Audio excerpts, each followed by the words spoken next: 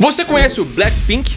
Talvez sim, talvez não, talvez você já tenha ouvido falar disso no meio de trocentos grupos sul-coreanos de K-pop que apareceram recentemente e que têm ganhado cada vez mais a atenção das crianças e dos adolescentes dessa geração agora. O K-pop não é só sobre música, pode até parecer, mas o maior problema é o sistema que sustenta tudo isso, o treinamento implacável e a exploração de várias crianças e adolescentes que são submetidas a uma pressão psicológica enorme para se transformarem de seres humanos normais em produtos perfeitos.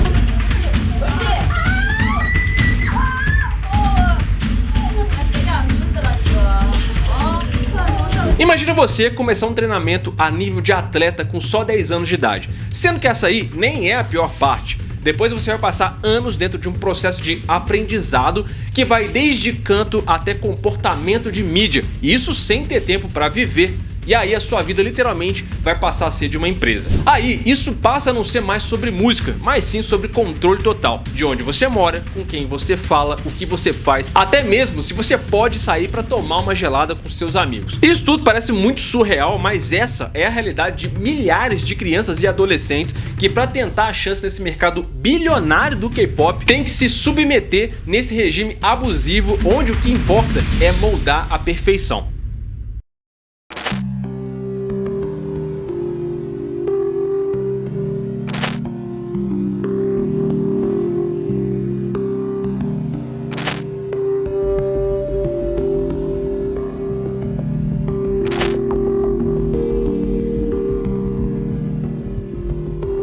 Bom, o K-pop já tá aí há um tempão, né? Mas nos últimos anos ele invadiu a cultura ocidental de um jeito que ninguém esperava. E quando a gente fala aqui de K-pop, é impossível não dizer que o tal do Blackpink tá no topo desse nicho. Se a gente voltar lá em 2018, o clipe de Didudu fez um número absurdo no YouTube e virou o vídeo mais assistido em 24 horas na época. Em 2024, elas foram o primeiro grupo feminino a bater 1 bilhão de streams no Spotify. Não dá pra ignorar isso, né? Não gostar dessa parada, achar isso aí estranho e tudo mais, isso faz parte. Mas é inegável que isso aqui é um fenômeno cultural, é uma parada gigante. Mas tudo isso tem um lado obscuro, um lado que fala muito sobre justamente o choque cultural e comportamental que a gente vê aqui. O K-pop não é só sobre música, é realmente um fenômeno cultural que tem uma coreografia impecável, moda, produção de vídeo e uma estratégia de marketing muito cirúrgica. As empresas que estão gerenciando toda essa galera aí, as agencies, têm o controle de cada detalhe de vida desses artistas, desde o que eles comem até como eles vão se comportar em público. E é aí que começa esse problema. A indústria do K-pop é muito conhecida justamente por ser extremamente rígida e exigente. Os aspirantes a idols passam anos e anos treinando dança, canto e até como eles vão se comportar quando vão dar entrevistas. Tudo isso sob uma pressão absurda. E aí, quando eles finalmente são escolhidos para conseguir ocupar esse lugar de sucesso, a cobrança aumenta muito mais, a ponto de afetar essa galera psicologicamente. Se a gente voltar para 2019, uma dessas estrelas do K-pop de 25 anos foi encontrada sem vida. Isso aí foi um tapa na cara desse mercado e do público que consome K-pop, porque escancarou um lado abusivo dessa indústria. A Sulli era uma dessas estrelas do K-pop. Ela era ex-integrante do FX e tinha tudo para ser mais um ícone bem sucedido dentro desse sistema. Mas ela decidiu, olha ela, né? Olha só que absurdo, vejam só. Ela decidiu que ia viver do jeito dela e isso aí custou muito caro. A Sulli, ou a Choi Jin-hee, era conhecida por ser ela mesma, por quebrar os padrões e as regras e por não se encaixar nesse molde perfeito que a indústria do K-pop tenta impor. E pra muita gente isso aí foi um problemaço. Ela saiu do FX em 2015 pra tocar a carreira dela de atriz, mas a verdade é que ela estava cansada de viver sendo controlada pela indústria. A Sulli era uma das poucas pessoas nessa indústria que tinha essa ousadia de ser ela mesma, mesmo que isso significasse enfrentar muito hate. Ela era muito aberta, por exemplo, sobre o movimento sem sutiã lá na Coreia do Sul, que é uma parada que desafia esses padrões de como as mulheres têm que se vestir e de como se comportar. Ela apareceu aí várias vezes, olha só que absurdo, hein? Sem sutiã, deixando os mamilos em destaque e, como a gente sabe aqui no Brasil, mamilos são muito polêmicos. Isso aí gerou uma onda gigante de crítica e também de cyberbullying contra ela. A Sulli estava, na verdade, lutando contra uma cultura que dita como as pessoas, especialmente as mulheres, têm que se comportar. Só que nesse mundo aí do K-pop, tudo é sobre aparência e controle. Então ser autêntico pode ser bem perigoso. E a Sulli pagou o preço por isso. Ela enfrentou muita crítica, principalmente online, e muita gente acredita que isso aí contribuiu para a morte dela em 2019. Ela era uma pessoa real, com sentimentos reais, mas o público e a indústria estavam tratando ela como essa espécie de produto, uma coisa que tinha que ser perfeita o tempo inteiro. Sulli was a former member of South Korean girl group FX who debuted in 2009. Sulli was quite a controversial figure, and although the definite reason for her death is yet to come out, a lot of fans are suggesting that she took her own life because she had to suffer so much from hateful online comments. As lots of Korean stars have committed suicide after suffering from malicious online comments, fans are saying it is time to make a law to stop people from posting comments that hurt others. No K-pop, os idols são ensinados a seguir esse script. Eles têm que manter essa imagem impecável e qualquer deslizezinho vai virar um escândalo. A morte da Sulli, por exemplo, foi um choque para muitas pessoas, mas também foi um alerta, porque essa morte mostrou os problemas mais graves que rolam por trás daquela fachada perfeitinha do K-pop. Essa pressão para manter uma imagem perfeita, a falta de privacidade e a exaustão física e mental são só alguns dos problemas muito sérios que muitos desses artistas estão enfrentando. Isso sem contar que os próprios fãs também meio que tem um papel nessa história, né? A cultura dos fãs do K-pop é meio assim doentia e é um tipo de devoção que às vezes beira uma coisa obsessiva. Se um ídolo é pego, por exemplo, no relacionamento, por exemplo, isso aí pode ser o suficiente para gerar uma onda de hate e até afetar a carreira desse idol. Tem um caso famoso de uma integrante de um grupo que foi cancelada só porque ela tava namorando. Aí você pensa, como que uma parada assim tão simples pode virar um problema tão grande, né? E assim, será mesmo que esse estilo é só um tipo de música que deu certo por acaso?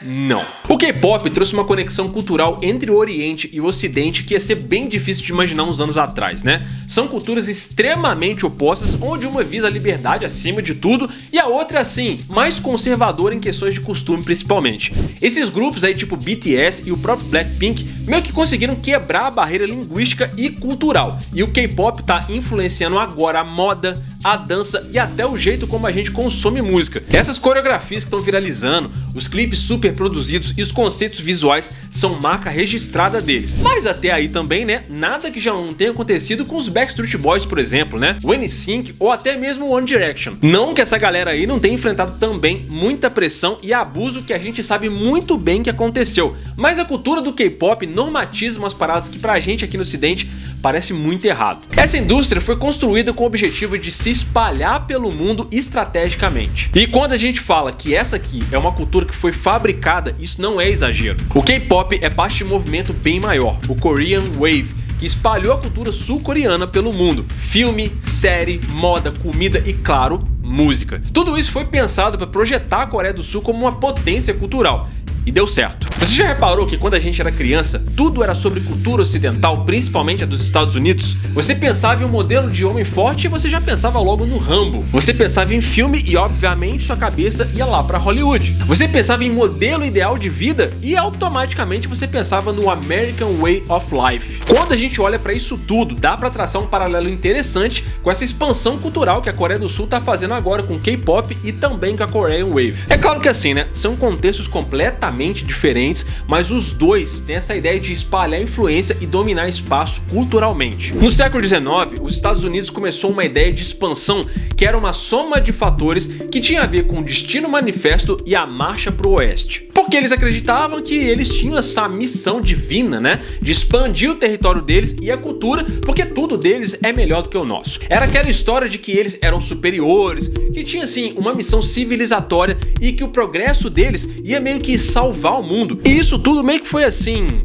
uma espécie de justificativa para a marcha pro oeste, que foi onde os Estados Unidos justamente foram tomando territórios e impondo a cultura deles sobre povos indígenas e mexicanos. Eles tinham medo de que a colonização europeia, que estava rolando principalmente na África e na Ásia, chegasse nas Américas. E aí eles meio que se anteciparam e foram para cima basicamente dizendo: falei, rapaziada, fica com esse esquema de vocês com África e Ásia aí, que o esquema das Américas aí já é nosso, tá ligado? Não vem mexer nesse bagulho aqui não, porque quem cuida das Américas é nós. Quer dizer, eu não sei se os americanos eram tão da quebrada assim, mas eu imagino que tenha sido um rolê desse aí há discussão entre eles, entendeu? Os Estados Unidos começaram a misturar dominação econômica com intervenção militar, ocupando vários territórios e impondo o que eles queriam. Isso tudo teve um monte de consequência, né? Várias culturas locais foram engolidas pela cultura norte-americana e aí rolaram muitas disputas territoriais durante a Guerra Fria. E não é à toa que você tem vários lugares por lá com nomes que não tem nada a ver com o inglês, né? Tipo Los Angeles,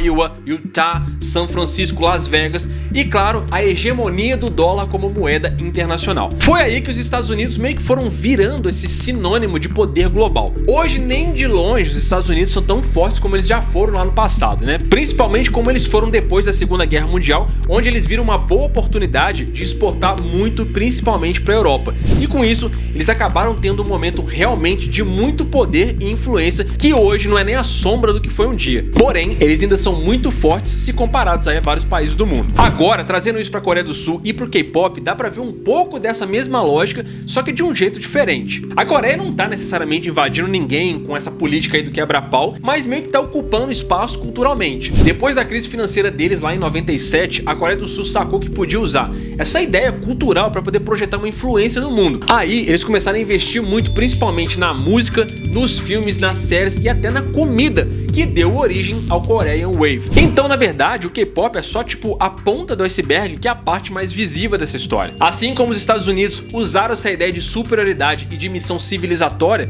a Coreia do Sul tá usando a cultura deles para mostrar que eles são relevantes, mais modernos talvez e também inovadores. Eles não estão impondo nada na base da força, mas estão conquistando o mundo com vários clipes, coreografias simpáticas e uma estratégia de marketing hipnótica que beira a inocência. E essa expansão cultural tem lá os seus problemas.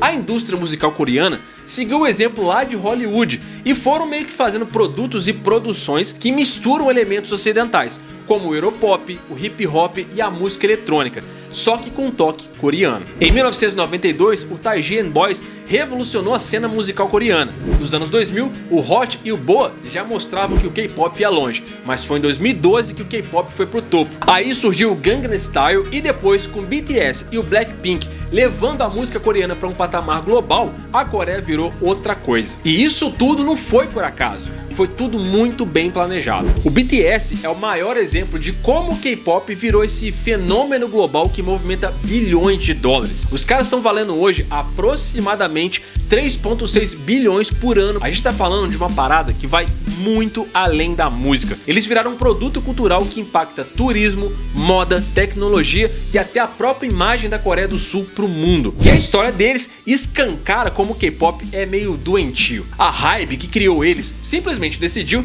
que esperar a arte fazer o seu trabalho demorava demais. Aí eles não queriam mais ficar esperando os talentos simplesmente aparecer. Foi aí que eles, pensando que estavam inventando a roda, fizeram que nem o Lou Pearlman, que criou os Backstreet Boys. Eles foram lá e montaram um grupo do zero com um processo de seleção e treinamento que é quase científico. Foi assim que apareceu a ideia de colocar essa molecada para ficar anos e anos aprendendo a dançar, atuar e como se comportar. E quando o BTS apareceu em 2013, eles já eram um produto muito bem sucedido, porque era o resultado de um projeto que teve um planejamento impecável. A Hybe fez a mesma coisa que o Lou Pearlman fez lá nos Estados Unidos, porém eles fizeram uma coisa que o Lou Pearlman não foi tão bem sucedido em fazer. Eles criaram isso numa produção em escala e foram bem sucedidos nessa parada. O Lou Pearlman começou a fazer isso quando criou o NSYNC logo depois dos Backstreet Boys. A ideia dele era que o NSYNC ia entrar onde os Backstreet Boys não estavam conseguindo ir. Se tinha conflito de agenda ou se a agenda dos Backstreet Boys estivesse lotada,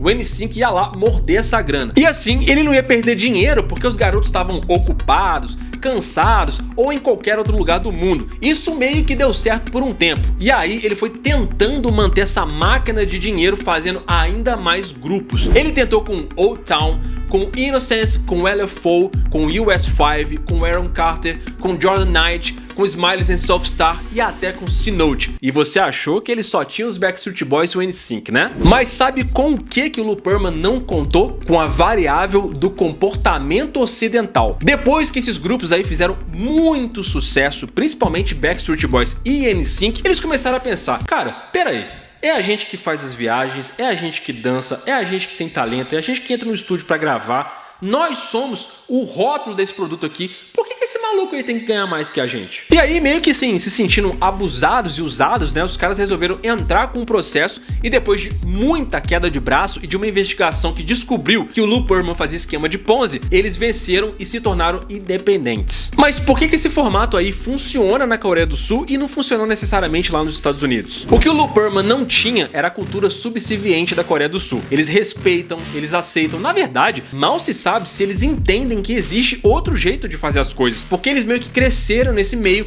então pra eles é normal essa exigência pesada que abusa dos artistas. Muitos deles, em busca desse sonho, nem sabem que estão sendo meio que explorados de um jeito obscuro e até aceitam isso mesmo sabendo do cenário como um todo. E nesse sentido, a gente tem que lembrar que o BTS não é exatamente só um grupo de música, eles são uma máquina de fazer dinheiro. A indústria do K-pop hoje vale uns 10 bilhões como um todo, e o BTS é uma parte gigantesca disso. Eles não só vendem álbuns e ingressos para show, mas também conseguem vender marca, produto e até o turismo na Coreia do Sul. Tem gente que viaja para lá só para visitar os lugares onde eles gravaram clipes. E isso daí, meu irmão, é poder cultural. Se tem gente que vai até Los Angeles só para poder ver aquela cultura hollywoodiana que existe lá, a galera também vai para a Coreia do Sul para ver onde esses malucos passaram, cara. Isso daí é muita influência mundo afora. A prova disso é que o Ministério da Cultura, Esportes e Turismo deles quer injetar mais de 5,3 bilhões para expandir ainda mais essa cultura pelo mundo. Eles estão ligados que o sucesso do BTS e do K-pop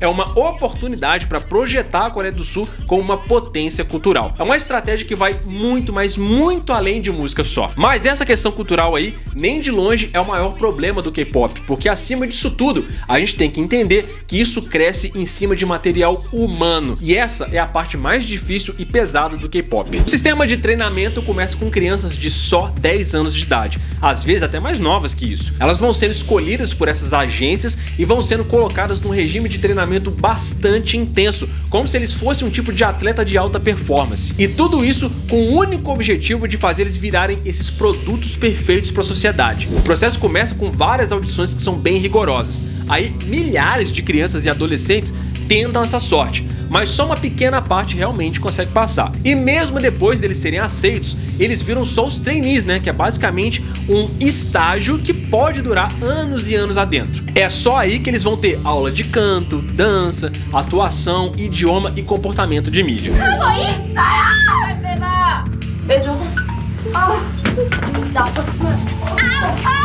Por ser um cronograma muito, mas muito pesado, o sistema acaba funcionando como uma espécie de seleção natural que faz muitas dessas crianças desistirem no caminho do processo. Depois, essas agências aí passam a controlar praticamente tudo na vida deles. As crianças e os adolescentes passam a morar em dormitórios que as empresas vão dar pra eles. E aí a vida pessoal deles simplesmente deixa de existir. A partir daí, tudo fica monitorado. Com quem que eles falam, quem eles encontram, o que eles fazem quando estão à toa, até tipo ir num bar aí pra sair com seus amigos e tomar uma cervejinha, dependendo da empresa, pode ser proibido. E quando o assunto é namoro aí, meu irmão, aí esquece. Essas agências aí proíbem idols de namorar, principalmente nos primeiros anos de carreira. Uma delas, por exemplo, a JYP, tinha uma proibição de 5 anos, que agora, olha que bonzinho que eles são, né? Diminuiu só pra 3 anos. Teve um caso que ganhou proporção, que foi o da Hyuna e do Dawn, que foram demitidos da Cube Entertainment depois que eles assumiram o namoro deles. Eles até conseguiram se recuperar, né? Porque assinaram com a gravadora do Psy, ele mesmo do Gangnam Style, e aí continuaram fazendo sucesso. Mas nem todo mundo tem essa mesma sorte. Muitos deles acabam tendo que escolher entre a própria carreira e a vida pessoal.